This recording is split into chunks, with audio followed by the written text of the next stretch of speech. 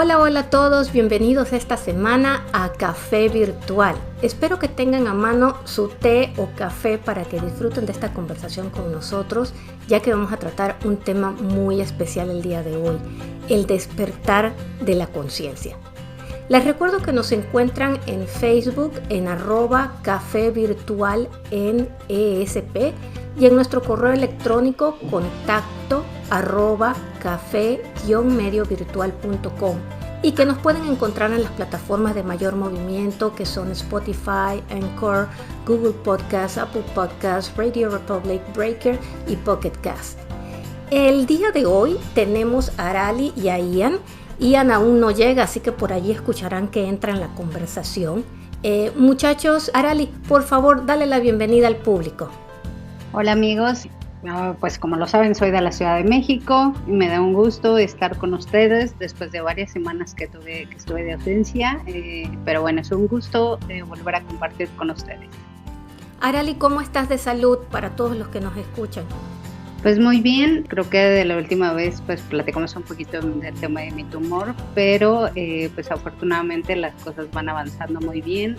Creo que el volverme a activar en todo el tema de volver a caminar, de volver a tener una vida un poco más normal durante varias semanas que estuve fuera, pues me sirvió mucho y pues al momento creo que mi cerebro va funcionando mucho mejor. Qué bueno, nos da mucho gusto. Cuando llegue Ian, entonces les daremos paso. Esta semana, Arali, Ian y yo, Rocío Cabrera, compartimos una conversación con un invitado nuevo que tenemos, que es Jesús Velasco de la Garza. Jesús Velasco, se los voy a presentar para que sepan quién es. Jesús Velasco de la Garza realizó sus estudios profesionales como ingeniero agrónomo en el Tecnológico de Monterrey.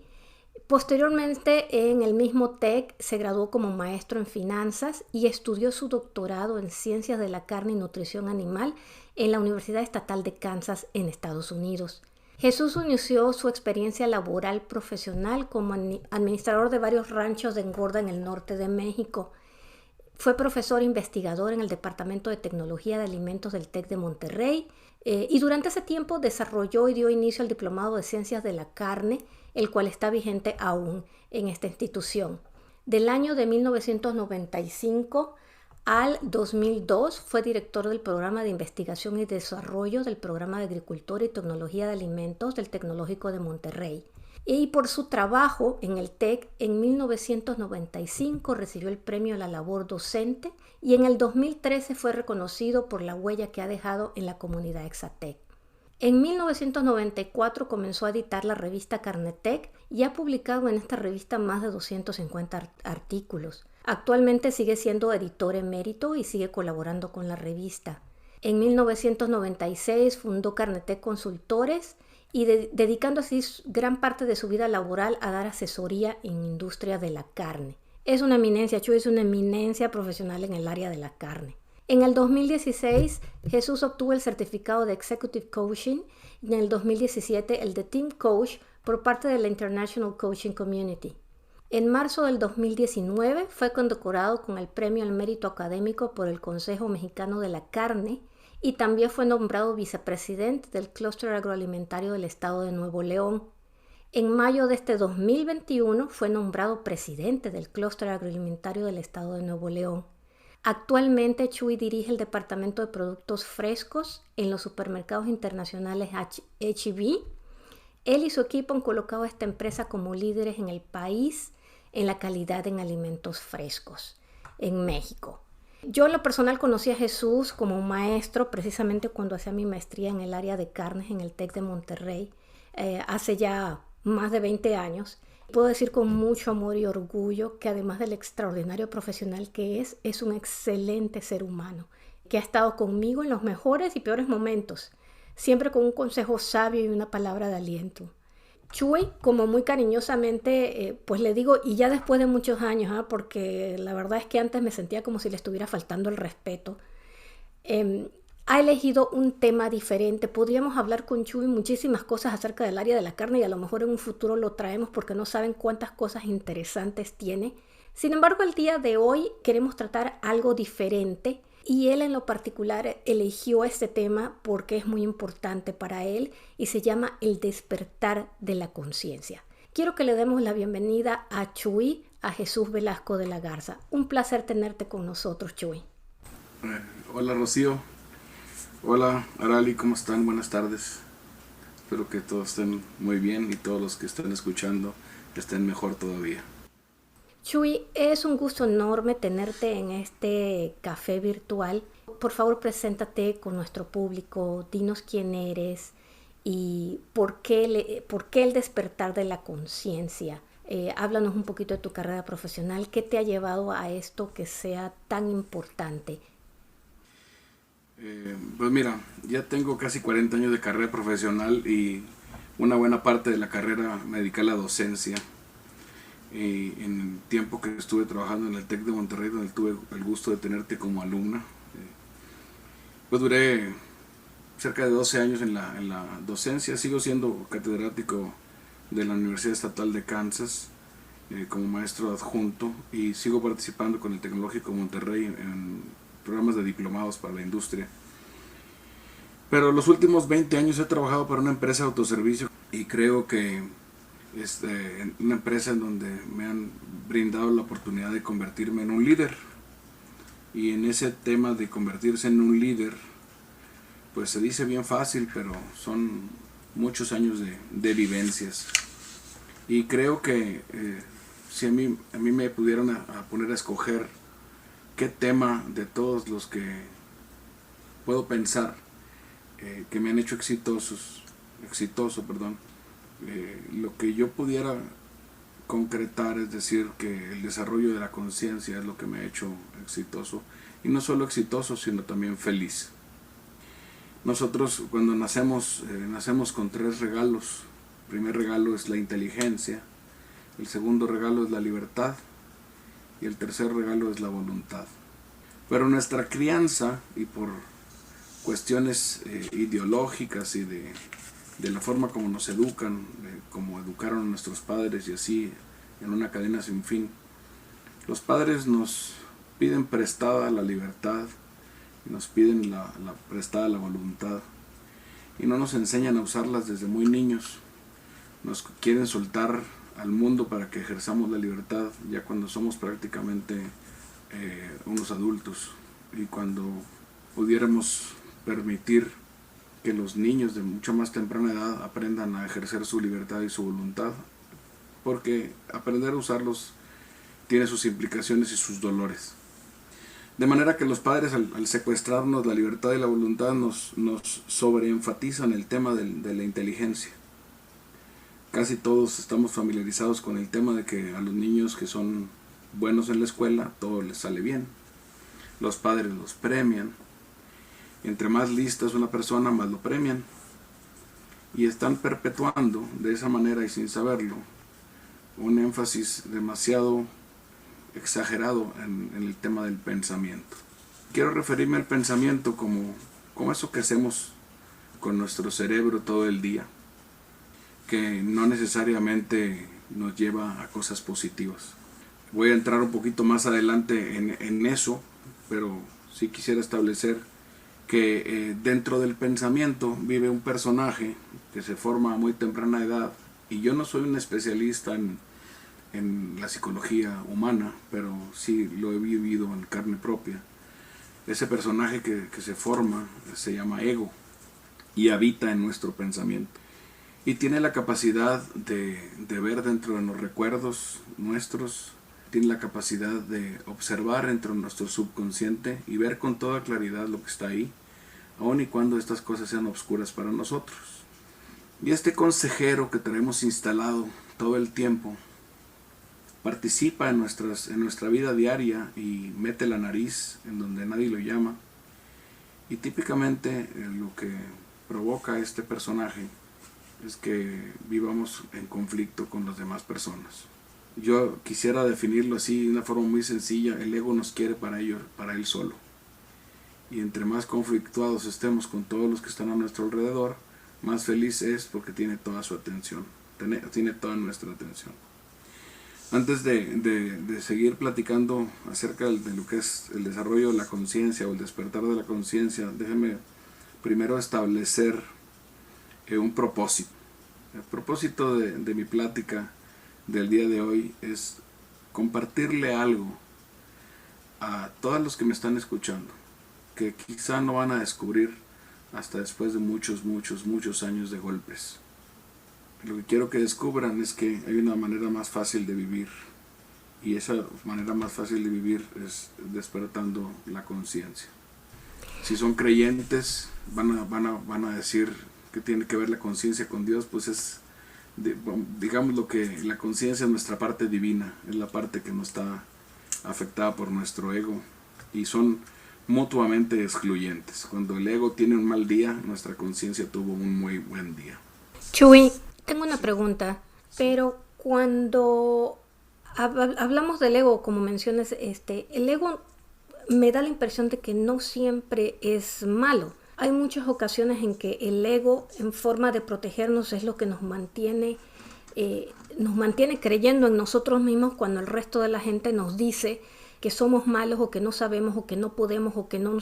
El ego es aquel que me hace sentir que me saca adelante. ¿Por qué pensar siempre que el ego es malo? ¿No tiene un propósito dentro de nosotros? No, yo no dije que el ego fuera malo. Yo dije que causa muchos problemas. Okay. El ego es ese personaje que nos quiere proteger. El ego es el que nos da nuestra identidad propia y nos hace diferente de todos los demás. No tiene nada de malo. Es simplemente que se forma cuando estás muy pequeño, en la infancia, y vamos a suponer que nuestro ego tiene 3 años y a veces reacciona y actúa como un niño de 3 años, pero con voz de adulto, y estamos tan acostumbrados a escucharlo que nos da muy malos consejos. El ego tiene muchas caras. A veces es un verdugo, a veces es un porrista, a veces es un terrorista. Tiene muchas facetas. Simplemente tenemos que tenerlo identificado. De eso se trata este punto, de tenerlo identificado. O sea, de entender. Perdón, Arali, dale. Eso, o sea, se me hace súper interesante también a mí, porque justo apenas tenía una plática con un conocido y le decía, es que, o sea, como que todos estamos en ese pensamiento que decimos, es que el ego es malo, ¿no? O sea, y cuando, como esta parte que no sabemos, o sea, ¿a qué nos referimos con el ego? O sea, lo vemos solamente como esa parte mala, y pues no, o sea, como bien nos lo dice Chuy, o sea, hay muchas formas de manifestarse el ego, y no precisamente en lo malo, como muchas personas lo pensamos. Sí. Rocío, ¿querías preguntar algo tú también? Déjame, le doy entrada a Ian, que acaba de llegar, para que salude al público y para que se presente. Ian. Hola amigos, ¿cómo están? Acá conectándome desde Cancún. Hola Jesús, mucho gusto. Aralí, Rocío, ¿qué tal? Hola, Ian. Bienvenido, Ian. Gracias, Ian, por estar con nosotros. Fíjate, te escuchas bastante bien, Ian. Perdón, Chuy. Entendemos, que realmente el ego es ese factor protección que tenemos, ¿no? Que va creciendo con nosotros, y que en algunos casos nos ayuda y en otros pues nos impide movernos o tener cierto otro tipo de acciones. Sí, y quisiera yo decirles lo que yo he concluido en mis observaciones empíricas y mi entrenamiento de coach, que el ego tiene miedo siempre de ser rechazado, tiene miedo de ser abandonado, tiene miedo de no tener el control. Son reacciones y sentimientos de un niño muy pequeño o una niña muy pequeña, pero porque el ego se forma antes de los 3 años de vida, pero mantiene esos miedos y siempre lo tienen en ese ring en donde él siempre está participando. Pero déjame ahondar un poquito en el tema del pensamiento para que me liguen lo que quiero decirle. Una persona que exacerba su énfasis en la cuestión intelectual y cada vez se vuelve más inteligente, cada vez se vuelve más conocedor, comienza a tener un éxito en la parte intelectual de una forma tremenda.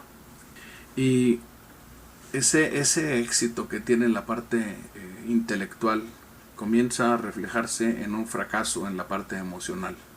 En el tema del manejo de las emociones, las personas que son muy inteligentes comienzan a tener dificultades para tener interrelaciones con otras personas.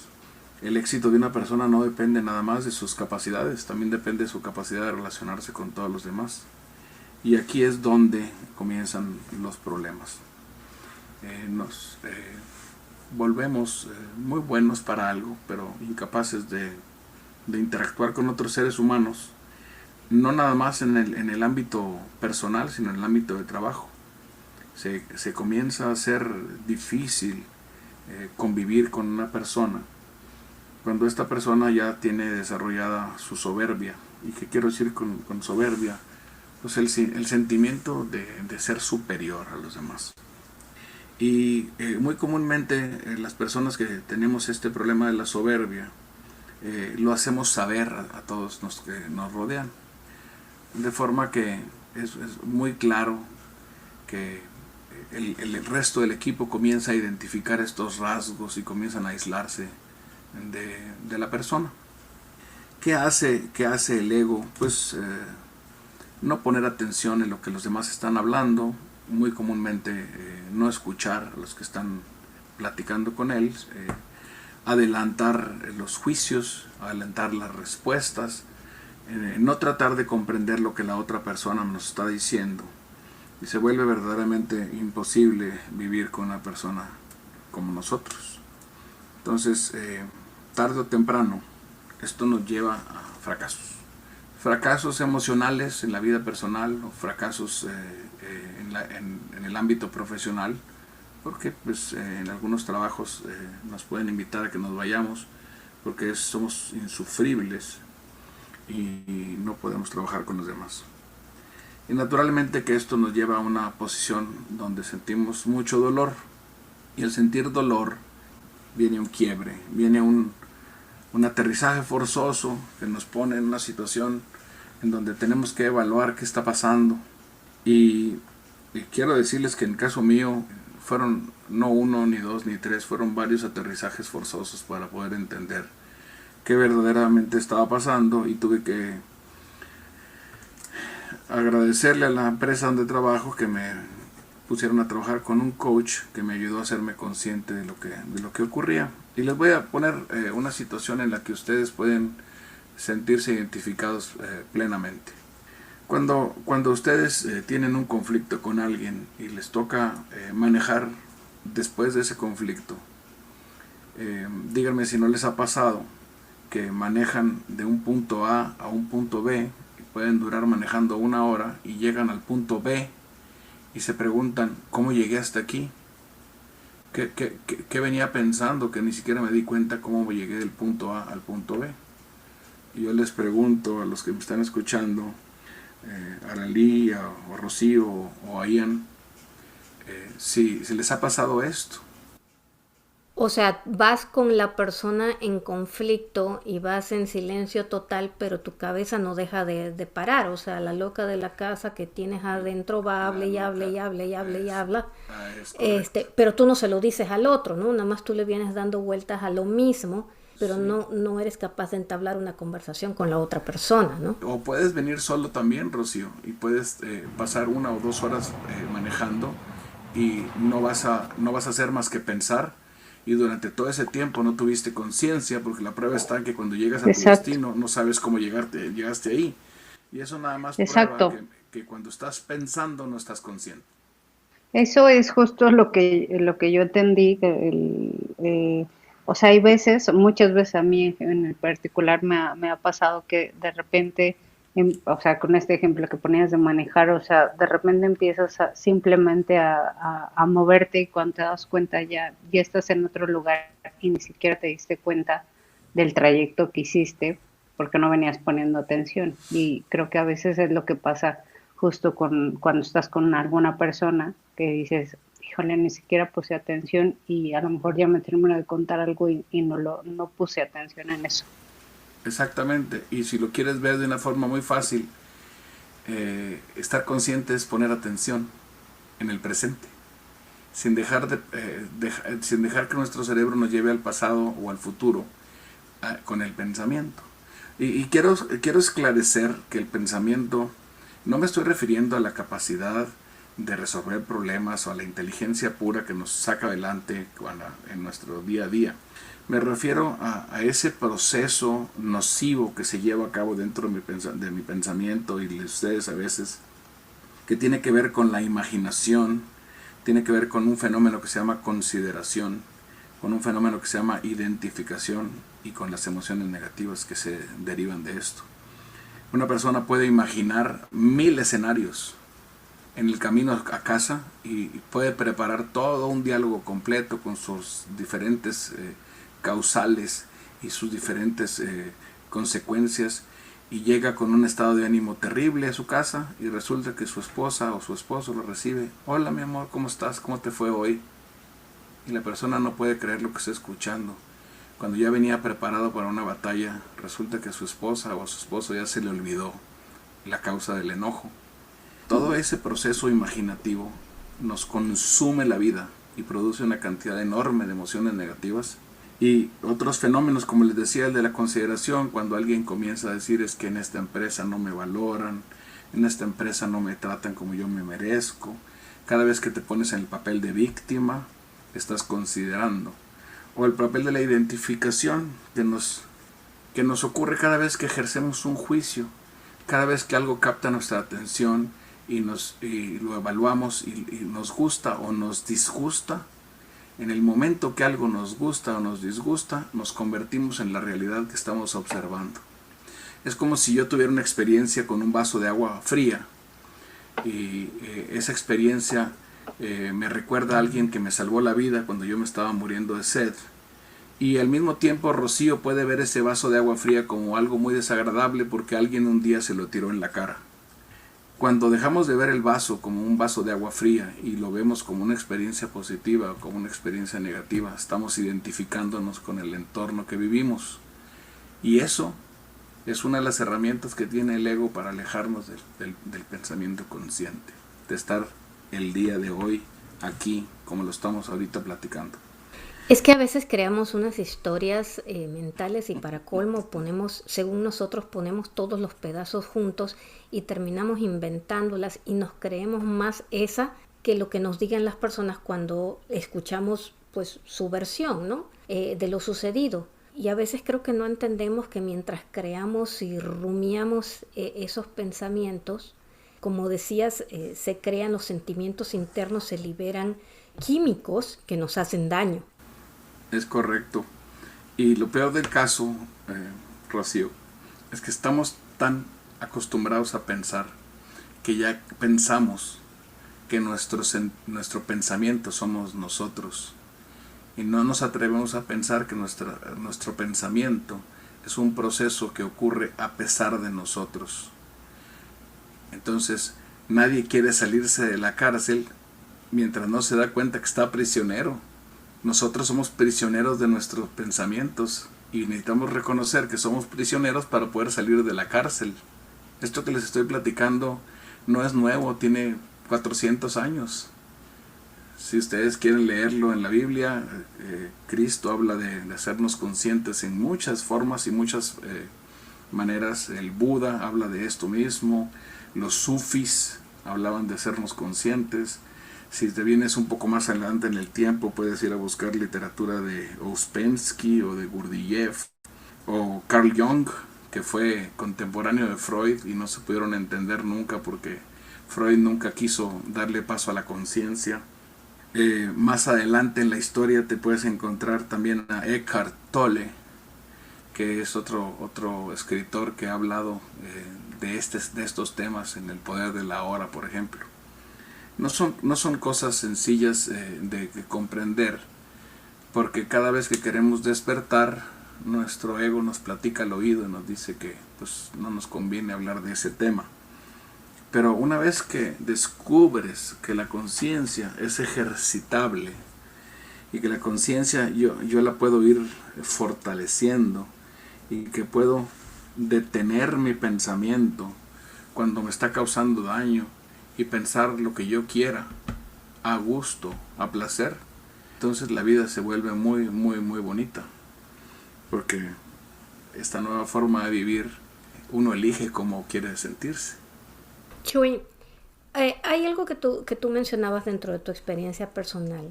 Básicamente, tú comentas que tú tuviste un coach que más o menos fue como el que te hizo entender que había un grado de soberbia o ego que estaban detrás de ti. ¿Cómo descubrimos? O sea, ¿cómo nos damos cuenta que se nos está yendo la mano en la soberbia? Porque pensando en que la mayor parte de la gente las personas tratan de hacer lo mejor que pueden y siempre tienen un lado positivo en todo, pues podrá la persona que esté en esa situación pensar que está haciendo algo positivo y no se está dando cuenta. ¿Cómo descubrimos nosotros mismos que se nos está yendo la mano? ¿O necesitamos en este camino escuchar a una persona exterior o a un grupo de personas exteriores que son la llamada de atención para cambiar? Esa es una muy buena pregunta. Para contestarte me gustaría que los que me están escuchando investiguen lo que significa la ventana de Johari. Johari es un apellido compuesto, es como Johan y Harrison.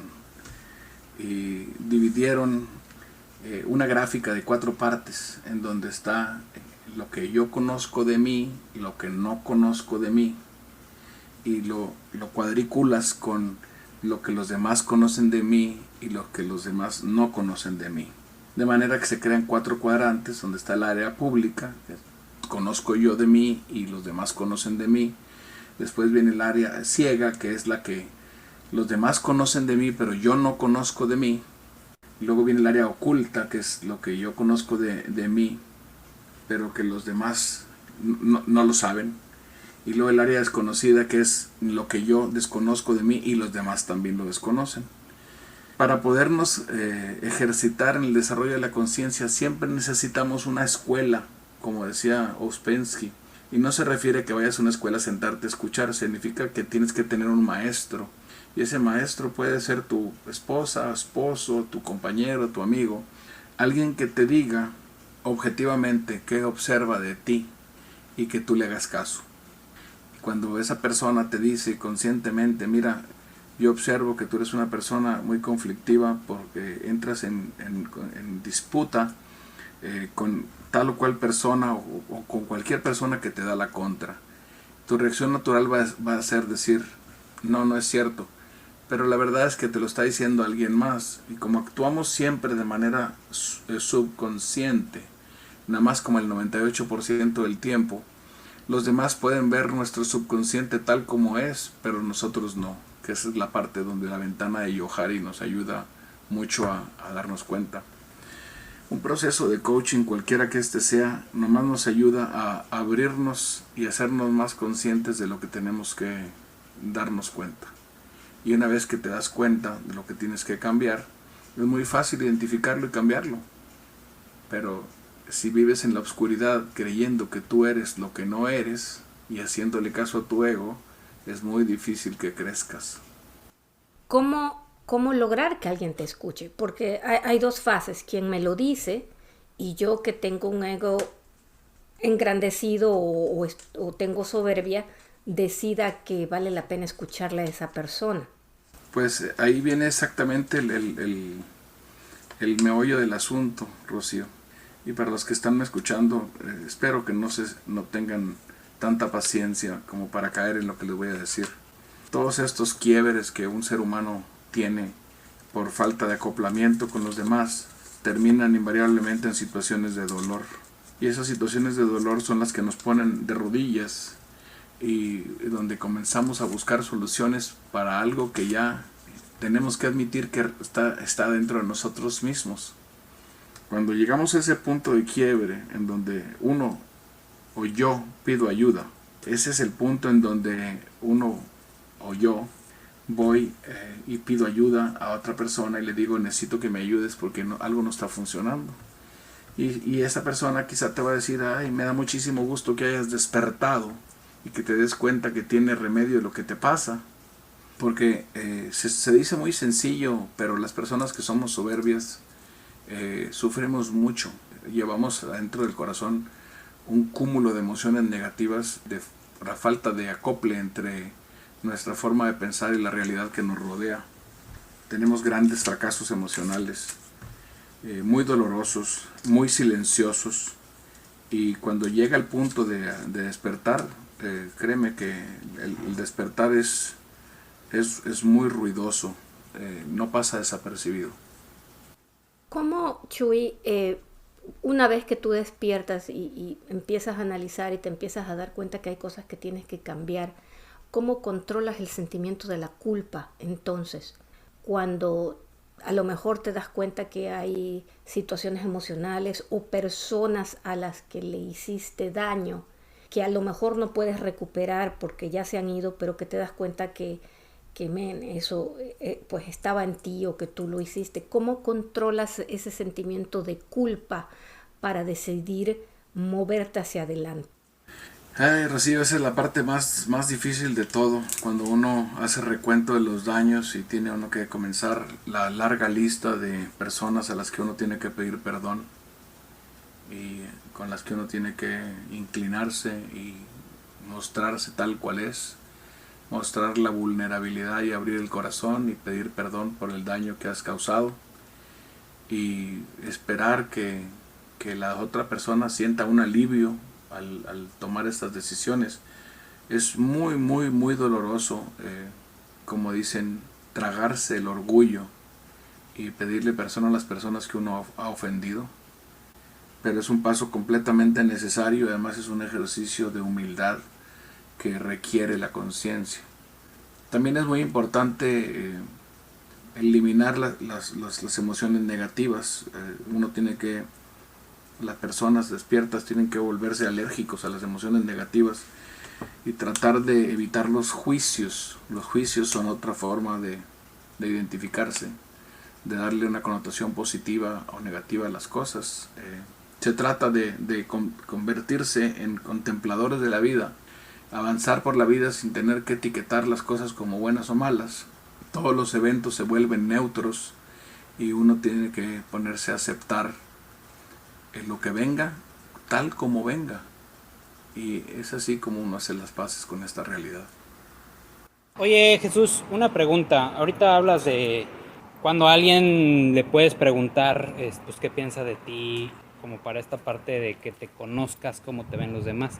Ahí hay que tener mucho cuidado desde mi perspectiva porque pues mucho depende de a quién se le hace la pregunta, de verdad. O sea, porque pues digo, ideal para todos sería que tuviéramos esa persona súper honesta, objetiva, que nos diga las cosas tal cual son y no tengamos una persona que igual de soberbia o con mucho ego pues nos haga dudar o nos haga pues pensar las cosas mal, ¿no?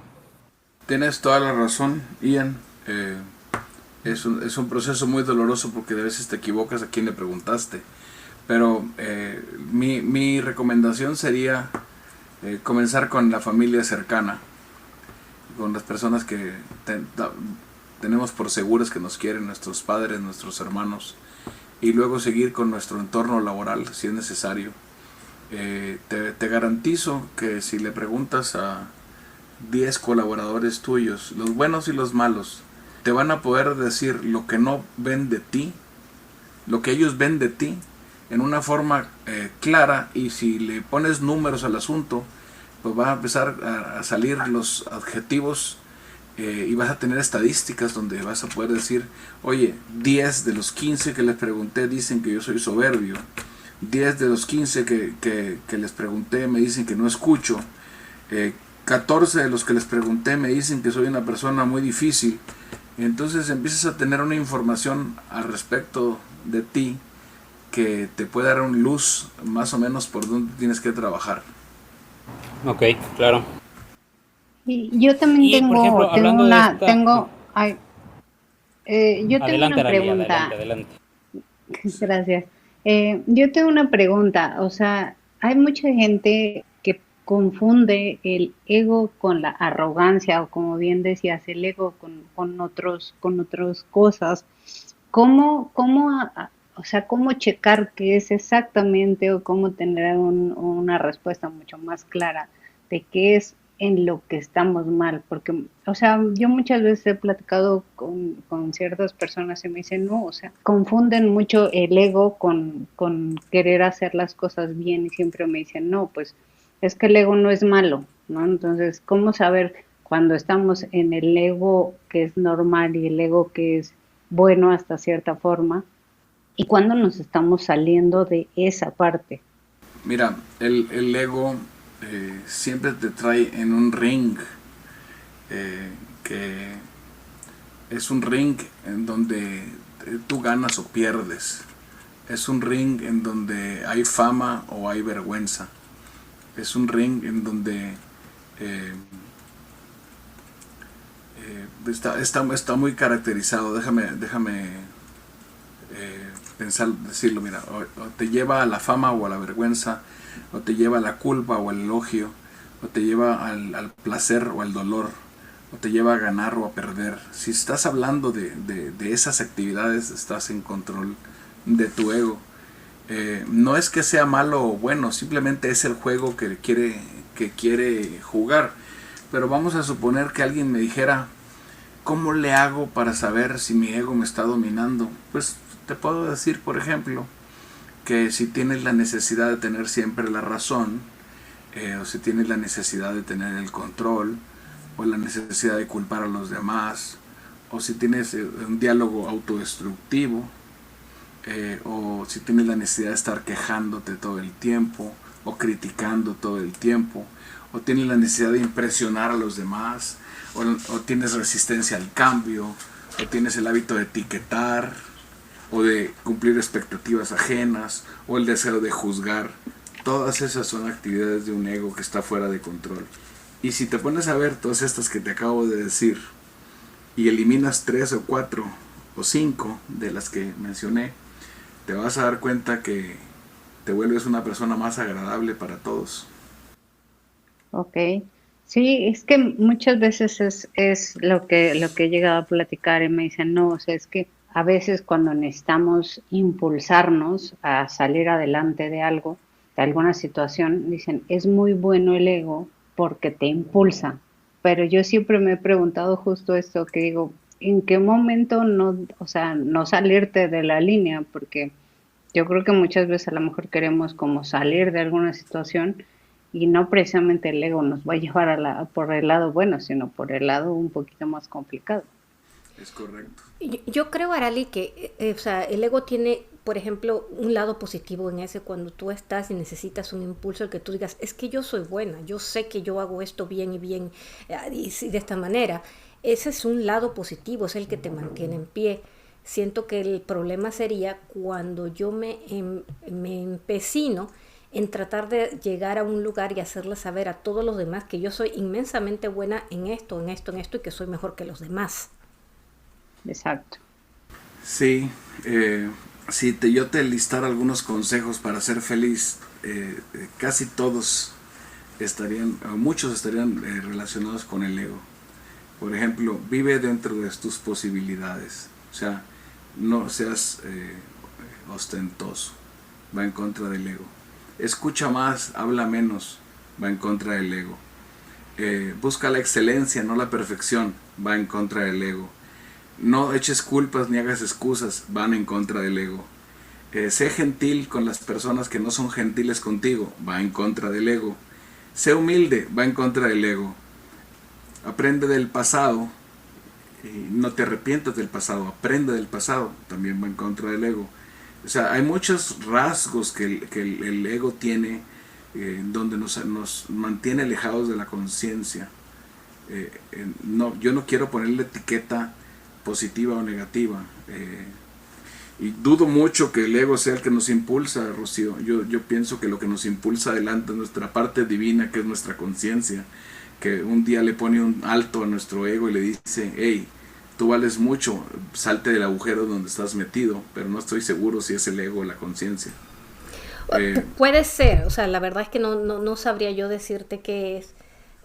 Puede ser que, sin embargo, te digo, yo pienso que tiene un lugar y un momento el ego, porque pues parte del ego es eso, es uno mismo, ¿no? Es algo que no podemos, por alguna razón lo tenemos, no solamente para molestarnos.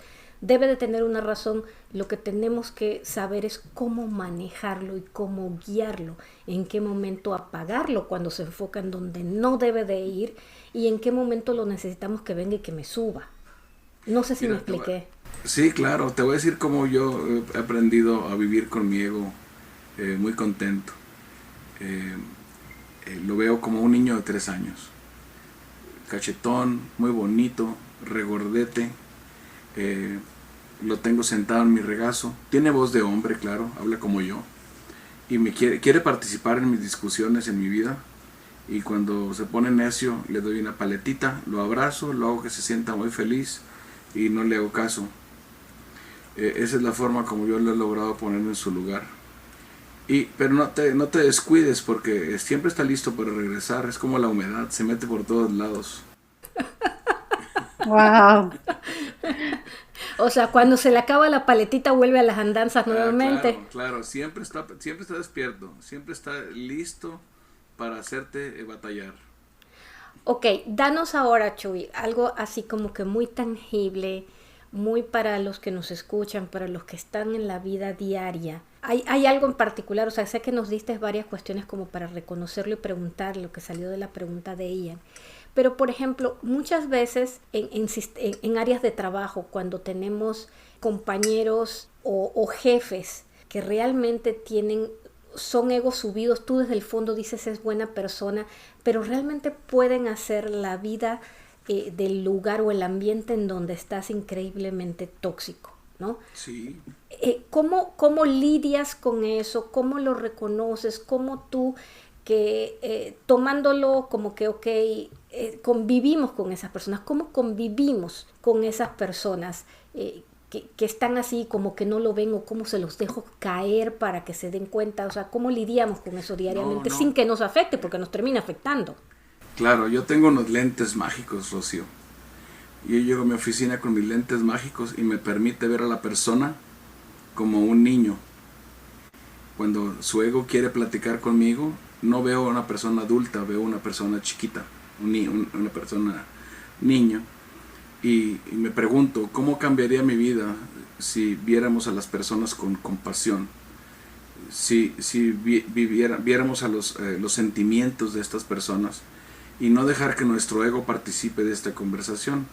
Vamos a suponer que una persona que está encima de mi nivel necesita mucho reconocimiento. Pues yo voy a tratar de darle el reconocimiento que ese niño necesita. Pero tienes que tener unos lentes mágicos para no verlo como un adulto, tienes que verlo como una criatura. Tienes que empezar a preocuparte por lo que sienten los demás y atenderlos eso que sienten ellos antes de involucrar tus propios sentimientos en una reacción. Es como una magia. Cuando una persona llega con una actitud muy agresiva, tú lo escuchas y le preguntas, me apena tantísimo que te sientas así, que yo me pregunto si yo puedo hacer algo para que tú te sientas mejor. ¿Qué crees que la otra persona sienta cuando tú le dices con amor y con compasión que lo quieres ayudar? Híjole, es que eso depende mucho de la persona, ¿no? Porque puede pensar muy mal. Si yo llego y le digo eso, me va a decir, bueno, pues qué caramba, o sea, yo no necesito de tu compasión, básicamente. O sea, no sé a qué viene ese comentario. No. Fíjate, Rocío, piénsalo como con algún cliente, digo, tú y yo que nos dedicamos a esto de operaciones y servicio al cliente. Un cliente que viene molesto, lo único que quiere es que lo escuches y que pues estés ahí, o sea, y con eso créeme, o sea, como dice Jesús, lo desarmas completamente, le bajas, vamos a llamarle así, las vibraciones, y lo desarmas y ya no vas a saber qué decir ni nada. No, lo desarmas por completo, Rocío, bien dicho, Ian. Cuando una persona siente que su ego está atendido, su ego recibe su paletita, que es lo que él quería, o ella quería, y en automático la reacción siguiente es, bueno, pues es que mira, yo me siento así, ya está. Bueno, pues vamos a platicar de lo que sientes para ver cómo te puedo ayudar. Y tú continúas y persistes en la idea de ayudarlo. Créeme que, y te lo digo por experiencia, no hay persona que se resista a la compasión y al amor. Es que te lo digo, es que a mí me ha pasado de los dos lados. O sea, a mí me ha pasado aquel que se pone como tú dices, oye, no, ¿sabes qué? O incluso dicen, oye, discúlpame, ven, hoy pasó algo así y terminas conversando de otras cosas. Y me ha pasado quien me ha contestado de esta manera, en donde tú dices, donde la contestación ha sido, mira, ok, ¿sabes qué? Si quieres hablamos en otro momento y regreso en un momentito, porque de plano, o sea, no vas a llegar a ningún lado y tampoco te puedes poner de trapo, ¿no? No se trata de perder la dignidad, se trata de ser compasivos y amorosos con los demás y tratar de ser empáticos y que esta persona sienta un alivio. Ese es el... No dejes que tu ego participe en tus conversaciones cuando el ego del otro ya es aparente. Ok, me acerco y le doy una paletita al mío. O sea, le doy un helado porque es lo que le gusta. A mi niña le encanta el helado. Sí, Entonces le siento y le doy un helado y luego me voy a conversar. es correcto. Y no lo dejas participar. O no la dejas participar. Y de veras que es como una magia, ¿eh? Eso se me hizo súper, súper interesante pensarlo de esa forma, porque tal cual como Rocío lo comentaba, o sea, yo también he experimentado experiencias con otros y yo misma en el que, o sea, quizás no me detengo y las cosas se hacen más grandes, ¿no? Y a lo mejor se vuelve un problema más grande. Cuando la otra persona se detiene y me calma, o sea, no me sigue la plática, pues las cosas simplemente se calman. Entonces sí Es creo correcto. que el ego es más bien también tener conciencia uno, porque no sé, por ejemplo, esa parte del ego, si uno es el que, o sea, uno es el que tiene que cambiar, porque muchas veces creo que el problema que tenemos es quiero que cambie el otro, o sea, quiero que cambien la forma en la que hacen las cosas. Y no, o sea, pues el otro tendrá su trabajo que hacer, pero uno tiene que iniciar con hacerlo uno. El ser que está despierto tiene para siempre la responsabilidad de tomar cargo de las situaciones donde el ego está participando. Ok. Entonces ya no hay excusas. Se supone que en el momento en que despiertas y eres capaz de controlar a tu ego, hay ciertas cosas que no te van a encender y por lo tanto vas a poder tener ese control de ti mismo y no te va a llegar tanto lo que la otra persona pueda decir. Si Por lo ves de la supuesto. perspectiva del que el que está hablando es un niño y cómo le das la paleta al niño de él, ¿no? Claro, pero no crean que es un asunto sencillo. Yo, por ejemplo, yo siento que he logrado gobernar el proceso de la ira conmigo, que era mi motor principal, pero todavía hay un sentimiento que utiliza mi ego para ponerme en mi lugar, que es la decepción. No utiliza la ira ya porque sabe que no puede conmigo, pero de vez en cuando encuentra la forma de hacerme sentir decepcionado y hacerme sentir que mis expectativas no se están cumpliendo. Y pues después de que lo analizo, le digo, canijo, ya me volviste a agarrar y me agarraste con la decepción. Y cuando termine de manejar la decepción, voy a tener que aprender a ir descubriendo qué otros sentimientos puede utilizar para sacarme de mi conciencia. Es una travesía larga, pero lo que sí les puedo decir es que uno o yo comienzo a vivir cada día más feliz y aparecen superpoderes. Comenzamos a tener capacidades que antes no se exploraban porque no nos damos cuenta de qué tanta energía gastamos en las actividades del ego. Cuando ya dejas de gastar esa energía, te empieza a salir energía para hacer muchas cosas que antes no podías hacer.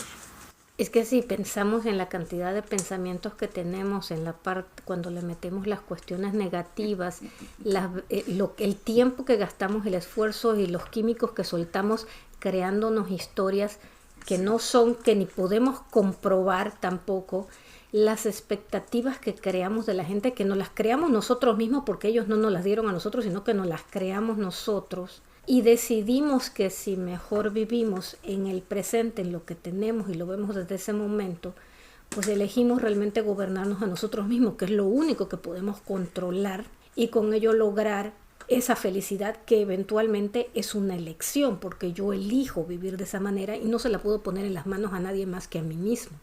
Es correcto. No hay ninguna conquista más grande que haga el ser humano que la conquista de sí mismo. Muy, muy interesante conversación, Chuy. Danos un ejercicio, o sea, ya para irnos terminando, danos un ejercicio para los que nos escuchan, y probablemente ya nos diste varios, pero que se pueda empezar a poner en práctica, que quien nos escucha pueda empezar a practicar, pueda pensar cómo puede iniciar este camino o cómo, porque hay que empezar con uno mismo, ¿no? O sea, lo más fácil es decir, sí, ahora voy a decirle a mi marido porque yo ya lo había visto. No, espérame, empecemos con nosotros mismos, porque es más difícil, como dicen, ver nuestra propia cola, ¿no? Es más fácil ver a los demás. Si ni estás despierto, ya quieres despertar a todo el mundo. Sufrimos de eso, ¿verdad? Es correcto. ¿Cómo empezamos a agarrarnos a nosotros mismos? Vamos a dejarlo de ejercicio para los que nos escuchan. Sí, mira, la idea es comprar un vulcanómetro. Es una herramienta imaginaria que yo inventé. Vulcano, pues, es el dios del fuego, y lo que nos incendia, pues, es el fuego que sentimos, la ira que nos consume a veces. Y lo que tenemos que distinguir son las emociones negativas. Si logramos distinguir las emociones negativas, y les voy a decir algunas características que deben tener bien claras, y ojalá y alguien se tome el tiempo de apuntarlas. No son innatas, no nacimos con ellas. Las adquirimos de nuestros padres y otros educadores porque fueron el medio que usaron para educarnos. Las respetamos, las justificamos, las glorificamos porque vienen de la jerarquía, pero son el instrumento del ego para alejarnos de la conciencia. Son una excusa perfecta. No son obligatorias, pero son altamente adictivas. Se los voy a volver a decir, no son obligatorias, pero son altamente adictivas. Y son un signo de debilidad de carácter, y hablan de la miseria que llevamos en nuestro subconsciente. ¿Por qué les digo todo esto? Porque mi vulcanómetro, que es un aparato que yo inventé, es capaz de detectar mis emociones negativas durante el día. Cuando el vulcanómetro llega a 50, significa que ya estoy en poder de mi ego, porque el ego utiliza las emociones negativas para gobernarte. Entonces, si tú desarrollas la habilidad de ponerte un límite en tu vulcanómetro propio y dices, hoy voy a tolerar nada más 3 emociones negativas durante el día, o 5 o 10, depende cómo seas, y conforme van pasando los días te empiezas a ser más alérgico a las emociones negativas, y tu vulcanómetro lo vas graduando a que sea el 50, al 40, al 30 o al 20 o al 10, pues a través de regular tus emociones negativas estás desarrollando tu conciencia. Yo te voy a dar otra. Hay una señora que me encanta, una señora colombiana que se llama Mari Cardona, que tiene en YouTube y te la recomiendo muchísimo. Es un programa que se llama Seres de Excelencia. Por allí te la voy a mandar, tiene mensajes y programas fabulosos. La señora Mari tiene una forma para ella misma alertarse de los mensajes negativos, ¿verdad? De los pensamientos negativos. Ella se coloca una de esas liguitas del pelo, las que usamos las mujeres para agarrarnos el cabello. Se la coloca en la muñeca. Y cuando ella siente que está teniendo un mensaje negativo, ella misma se da con la liguita. Claro, puede ser hasta una liga, vamos, de esas de las de oficina. Y no es con el ámbito de maltratarte, que alguien vaya a decir, ay, es que me estoy maltratando. No, es con el ámbito de llamarte la atención, ¿verdad? Porque en un día, si te das 80 o 100 de esas, pues de seguro te va a quedar el brazo medio rojo, ¿no? Y ahí es cuando tú misma dices, ay, qué caramba, o sea, la verdad es que sí se me fue la mano, ¿no? Y vas creando la conciencia de que tienes pensamientos negativos, que no los vas a eliminar, hay que aceptar los que están allí y hay que confrontarlos. El hecho es cambiarlos y hacerlos menos tóxicos, y hasta que poco a poco se vayan desapareciendo, creándose menos, o sea, que nos llamen la atención. Ella utiliza esta liguita, la verdad es que es muy efectiva para darte cuenta en un principio de cuántos pensamientos negativos tienes, pero sobre todo, como tú dices, tomar conciencia de que los tienes y que son muchos y que eventualmente los quieres disminuir. Es correcto. Rocío, eso en términos de coaching se llama un anclaje. Un anclaje es aquello que tú... Sí, es un anclaje. En PNL lo estoy viendo. Sí, en programación neurolingüística, Ajá. donde salió todo el coaching. Un anclaje es algo que te vuelve a regresar a la realidad, al momento presente. Exactamente, pero es sumamente práctico, o sea, es muy práctico y se los dejo a los que nos escuchen porque es algo muy fácil, que cuando realmente quieres hacerlo, realmente lo puedes hacer, o sea, no hay una excusa para no hacerlo y para que te alivie la vida completa. Sí. Bueno, ha sido una plática inmensamente interesante. Agradezco mucho lo que nos has enseñado, la forma en que la hemos visto. Muchísimas gracias por tu tiempo, Chuy. Chuy, ¿cómo se comunican? ¿Tienes redes sociales? ¿Cómo se comunica la gente contigo? ¿O quieres que sea a través de nosotros? ¿O te invitamos en algún momento, si hay muchísimas preguntas acerca de algo, te invitamos nuevamente para que nos comentes alguna otra cosa? Mira, por ahí tú tienes mi correo personal, si lo gustas compartir. Naturalmente que esto lo hago con el afán de contribuir. Si quieren ustedes invitarme con preguntas que tenga la gente que haya escuchado esto, yo les estoy compartiendo algo que destilé de situaciones de mucho dolor. Si alguien me hubiera educado en esto que estoy tratando de compartir con ustedes, creo que no hubiera sufrido ni un décimo de lo que me tocó sufrir, ni hubiera hecho un décimo del daño que hice a las demás personas. Entonces espero que haya sido una charla enriquecedora para los que escucharon. Arali, Ian, ¿quieren despedirse? Pues muchísimas gracias, Chuy, por compartir con nosotros. La verdad es que en poquito tiempo nos enseñaste mucho, aprendí mucho de lo que nos contaste y pues tengo como un largo camino por poner en práctica diario. Pero fue muy, muy, muy bueno pues, conocer un poco más de uno, que a veces no se da cuenta de los pensamientos que pasan por nuestra cabeza cada segundo. Muchísimas gracias por haber estado con nosotros. Gracias. Igual, Chuy, muchas gracias. Ya te dije Chuy, ya no Jesús. No, está bien. Gracias por tu tiempo. Me llevaste al pasado. Digo, llevo muchos años escuchando y viendo y haciendo este tipo de trabajos, entonces qué padre de saber que sigue habiendo gente por ahí que sigue en la misma vía, y pues un gustazo, y ojalá te volvamos a tener por acá en algún otro programa y hablemos de otras cosas, que siempre hay muchas cosas de qué hablar. Es correcto, muchas gracias. Bueno, Chuy, yo nuevamente me despido, sé que vas a viajar, te deseo lo mejor del mundo, sabes que te quiero inmensamente, te mando un beso grandote, cuídate mucho y las preguntas que lleguen por allí te las dejo. Y a todos los que nos escuchan ya saben que tengan un lindo, lindo, lindo resto de día. Por favor, enfóquense en lo bueno y que aquí les damos información para que ustedes siempre tomen su mejor decisión. Esta ha sido una semana más con Café Virtual y los esperamos en la próxima. Hasta pronto y que estén muy bien.